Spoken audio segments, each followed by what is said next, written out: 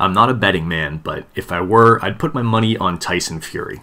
He's not just a bad style matchup for Joshua, with physical and technical advantages on the outside, plus plenty more tools for the inside fight. He may well be AJ's worst style matchup, his kryptonite. If you haven't checked out our Joshua breakdown yet, now is the time to do so. But without further ado, let's get right into it. Here's a few reasons I think Fury beats Joshua. Should the fight take place at long range, I believe that Fury has the tools and physical advantages to get the job done. One such tool is his tyrannical feint game. Fury's feint game is sophisticated and very active, and he famously uses it to disrupt and control his opponents at long range, making sure they always have something to think about. And that's something Joshua has occasionally failed to do. In the last video, we talked a little bit about Joshua's tendency to idle in front of his opponents. And I'm not alone in this opinion. Don't wait on him. Now you're waiting on him, mate. You're waiting on him again. You're letting him attack you and then you're trying to get away too late. As long as Joshua doesn't stand in front of Pulev too long to get timed, then he's fine. It's clearly something that he has been working on.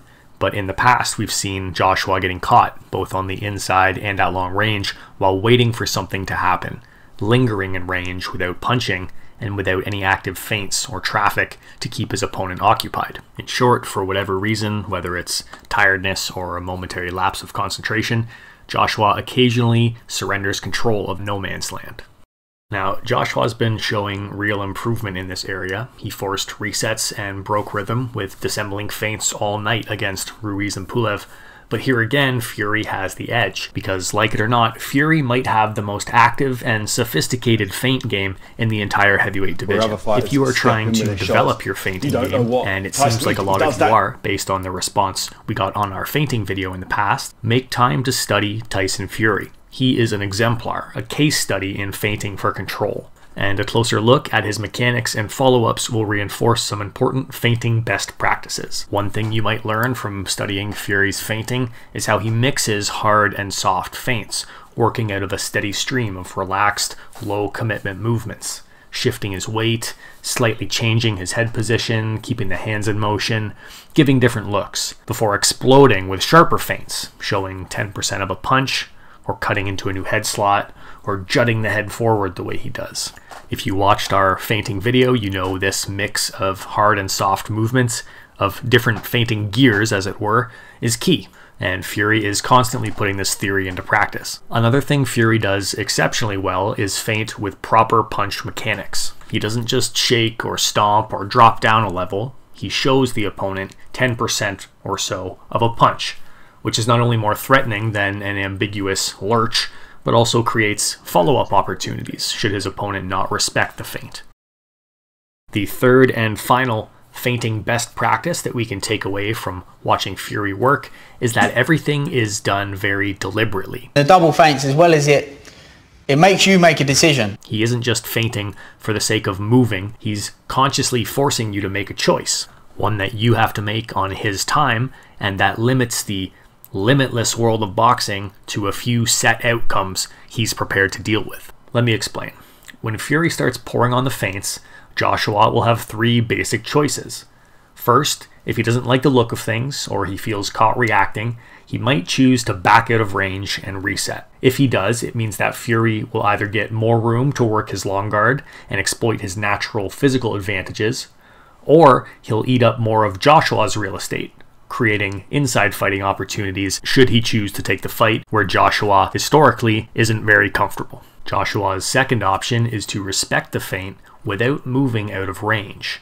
In other words, he defends. Maybe he raises his guard, or reaches with a parry, or changes his head position.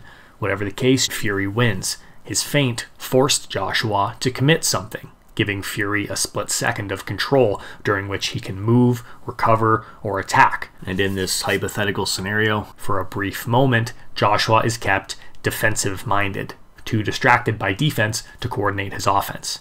If you can occupy him with feints and jabbing his gloves and keeping him occupied, keeping him defensive-minded, where he goes into a full guard, it's a safer attack. And because defense is always a matter of compromise, Joshua's commitment in one area leaves openings somewhere else.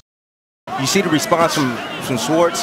When you feint a fighter and it responds, you kind of laugh inside, you know, secretly. And then you set him up. Joshua's third and final option is to ignore the feint and continue to work, in which case Fury has deadened AJ's reaction to the opening moves of his preferred offense. And as soon as he realizes his feints aren't drawing a reaction, he can start to lead with the punches he's been faking, knowing that AJ will have a much harder time defending because he's taught himself to ignore the opening 10 or even 20% of those punch mechanics. Again, this is why it's so important to use real punch mechanics as you feint, because as soon as you see the opponent is no longer biting, you can just finish the punch that you started. So putting aside all these hypotheticals, here's the bottom line. Fury has a very active and sophisticated feint game developed in line with boxing best practices that he famously uses to control his opponents at long range, keeping them defensive-minded and reactive, to command strong positions in the ring, making and taking space as needed, and to set up offense, either by deadening his opponent's reaction to his punches startup mechanics, or forcing defensive commitments that create openings for him to attack. This tyrannical feinting system works seamlessly with Fury's long guard game, and it's exactly the kind of thing that puts passive fighters in danger. If you idle in Fury's range, if you can't keep him defensive-minded by out-feinting the feinter, you're going to get controlled, and that's what I suspect will happen come August 14th. While I try to focus on technical differences over physical ones, they are of course inextricable, and especially so in this case because AJ loves to fight outside and he's used to being the bigger man with the longer reach. He's always relied on, he's a big man himself, and he's always had that reach to be able to hit you and not to be hit back. But for the first time ever, when he fights Tyson Fury, he'll have neither of the two physical advantages that he's developed his boxing game around. Not only will Joshua be forced to fight out of his element, but Fury will enjoy all of his usual physical advantages as he plies his oppressive long guard game. Which brings me to my next point. Fury knows AJ's long guard game. He knows how to use it, and he knows how to crack it. As a masterful long guard practitioner himself, Fury understands Joshua's preferred system of setups and defense, and he frequently uses it in ways that could spell trouble. If we look at some of Fury's recent fights, we can see him use his long guard to take Joshua's favorite punches off the table, to interrupt exchanges at short range, where AJ occasionally explodes with combinations when the pocket collapses, and to crack open other long guards with hand-fighting trickery. And of course, we've seen people get through AJ's long guard in the past by pulling the lead hand down and holding the door open for a power cross, by lifting the lead hand away with the forearm, opening the window for a body attack, and by punching the lead glove away to briefly disable that hand and expose that side of the body. Being the best and biggest long guard fighter Joshua's ever faced, Fury knows all of these counters, and he also knows how to set more advanced timing traps where he draws the opponent's lead into a hand fight to create openings he can exploit. So here Fury is trying to initiate a hand fight with Wilder. Wilder engages, he set that expectation that they're hand fighting, and then he loops around with the hook. 3-2 combination. Here again, Fury postures like he wants to hand fight, but he really just wants to draw the hand out. As soon as Wilder engages him, Fury leaves him hanging and attacks the opening downstairs. Think give and take, but for hand fighting.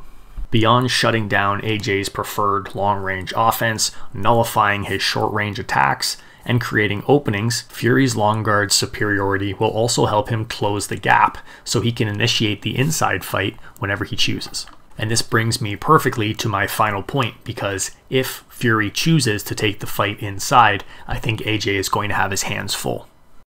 When he's not controlling the outside fight with his oppressive long guard and tyrannical feinting system, we might see Fury dragging AJ deep into the trenches, where he can grind Joshua down with his advanced inside fighting game. But what do I mean by inside game? It was pretty clear from the comments on my Joshua breakdown that many people understand inside fighting to be punching from short range. Inside fighting definitely requires punching at short range, but there's much more to it. There's a big difference between somebody who explodes with a combination before immediately tying up and waiting for a break, like AJ tends to do, and someone who seeks prolonged clinch fighting engagements, like Fury tends to do, constantly working for strong positions and looking to create offense, digging for overhooks and collar ties, trapping hands and controlling the head instead of waiting for the ref to step in. So let's look at a few examples of some of Fury's more enviable inside fighting techniques. I'm a huge fan of Fury's inside game. He has a strong base of short-range defense and fighting abilities, plus plenty of tools to disrupt AJ's favorite short-range attacks, like posting with the lead hand and other long guard controls. He's physically controlled the distance. As heavy as Wilder would try to commit, Tyson's used his lead arm to physically keep Wilder at bay. Alongside these short-range fighting abilities, Fury stays incredibly active in the clinch. He is constantly working to either make opponents carry him, make space to punch, or shut down offense with hand traps and positioning. And while he is always active in the clinch, that doesn't mean he's always attacking, sometimes choosing to work for positions and break posture just to exhaust his opponents by forcing them to carry him. So here Fury is transitioning beautifully from hand traps to offense and back before reaching behind the head here and cranking the head down. Here again, Fury goes right off of hand traps into offense to hook behind the head, break posture, and force his opponent to carry him for a split second.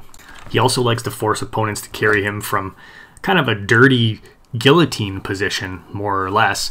If the opponent gives up their posture, or he can break it by hooking behind the head like we just showed, he'll often go here, where he not only forces you to carry his weight, but can also choke you a little bit when the ref can't see. And these nasty little tricks could spell some trouble for AJ, who often gives up this very position, breaking posture and leaning forward into the clinch with his head down and his eyes on the floor. You've also got to respect Fury's ring generalship, which is just as good on the inside as it is on the outside. Check this out. As Wilder clinches up and waits for a break, Fury immediately gets elbow control. Check out our elbow control inside technique video. And when they restart, he's reversed the position. He went from being in the corner to being in center ring with Wilder in the corner. Check it out again. In contrast to all of Fury's wild and wonderful inside fighting techniques, AJ's game is quite limited. Whereas Fury will use his long guard to initiate the inside fight, AJ primarily uses it to avoid it, and as we covered in the Joshua breakdown, he'll often skip the inside fight altogether, preferring to explode with short-range punches and then tie up, with no intention of remaining active and close, sometimes even surrendering his head position and line of sight in the process. Now, when I said AJ had no inside game, that's what I meant. But I was told by several people to review the Takam fight, so I did, and while there were a few fleeting instances of AJ working for a beat or two inside, using the chicken wing or forearm wedge to make space, punching out of collar ties, and even exploring some different positions in the clinch, the fight was mostly consistent with my assessment. All of his success in the clinch fight came against a very passive opponent. So if you aren't staying active inside, then sure, Joshua may choose to work a bit. But more often than not, even in that fight, he chose to wait it out, or tie up, or disengage as soon as possible. He just never seems very comfortable in that close, whereas Fury thrives there. He knows exactly what he wants to do, and he's constantly working to take dominant positions and exploit advantages. So that's it. My pick is Tyson Fury. I think he has physical and technical advantages on the outside, and his inside fighting game is on a whole other level. That means Fury has the option to take the fight where he wants it, whereas Joshua may be forced to fight an uphill battle against a physically and technically superior opponent at long range. Thanks for watching, and an extra special thank you to those who have subscribed and helped support this channel.